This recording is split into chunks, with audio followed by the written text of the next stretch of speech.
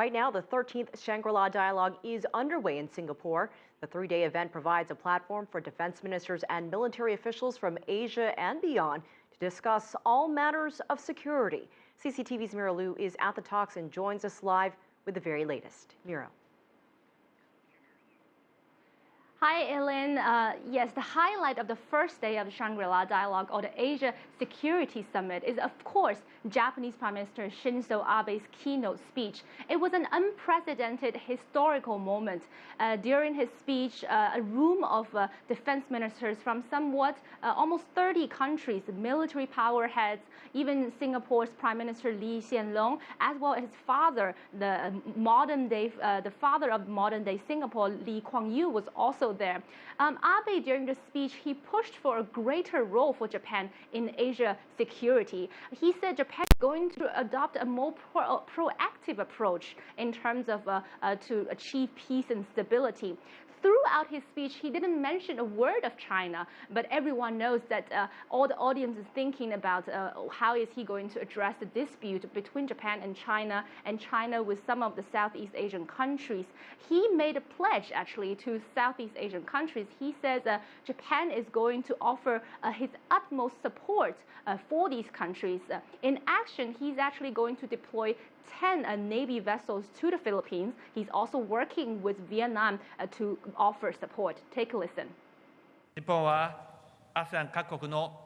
Japan offers its utmost support for the efforts of the ASEAN countries as they work to ensure the security of the seas and skies and to thoroughly maintain freedom of navigation and freedom of flight. Japan intends to play an even greater and more proactive role than it has before in making peace in Asia.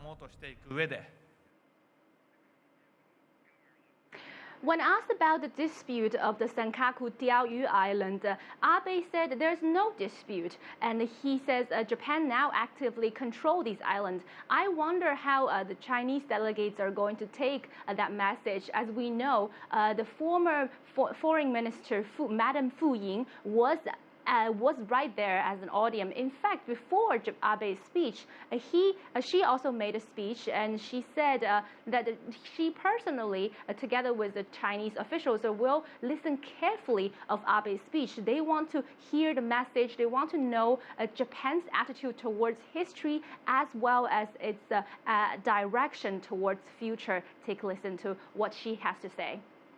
My observation is that after he came to office, he did not show lots of interest addressing the Diaoyu Island disputes. Instead, he has made it out of it into a bigger issue.